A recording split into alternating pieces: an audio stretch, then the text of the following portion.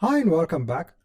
Now in this chapter, I just want to go through some core aspects when it comes to Azure.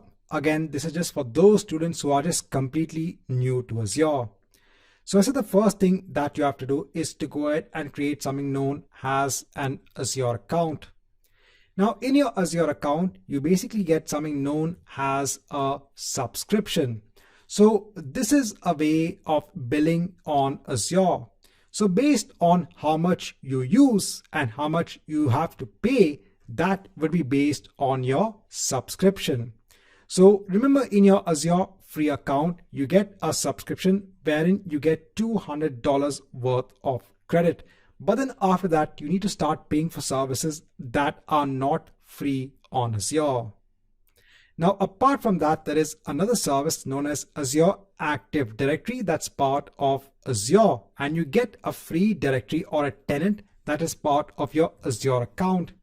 So this is your identity store. So in Azure Active Directory, you can go ahead and create users that have access onto resources that you define in Azure. Now in Azure, there are so many products and services that you can use. So for example, you can go ahead and use the Azure Virtual Machine service to go ahead and create a virtual machine, or you might go ahead and choose the Azure SQL database service to go ahead and create a SQL database. So all of these are known as resources in Azure. When you go ahead and use a service to create a resource, it has to be created in a particular region or location. So Azure has many locations across the world in which you can actually go ahead and create your resources. So over here in the Microsoft documentation, so I'm showing you the entire geography when it comes to the different data centers or the different locations across the world which has an Azure presence. So you can actually go ahead and create your resources in different regions. Also in each region, you have to go ahead and see if the service is available. So for example, if I go on to explore products by region, and if I go ahead and just say select all of the products over here, you can also go ahead and search for a particular product.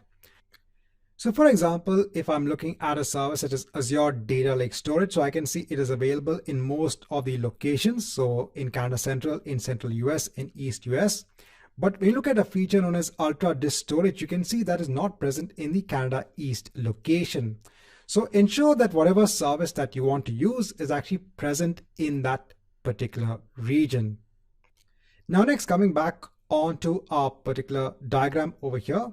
Now in addition to locations, every resource also needs to be part of something known as a resource group.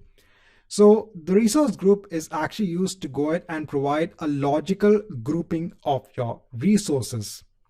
So a resource needs to be mapped onto a resource group. It also needs to be mapped onto a location, and it also needs to be mapped onto your subscription as well. So I said the subscription is a means of billing when it comes to Azure. Right, so in this chapter, just want to give some introduction onto the core concepts when it comes to Azure.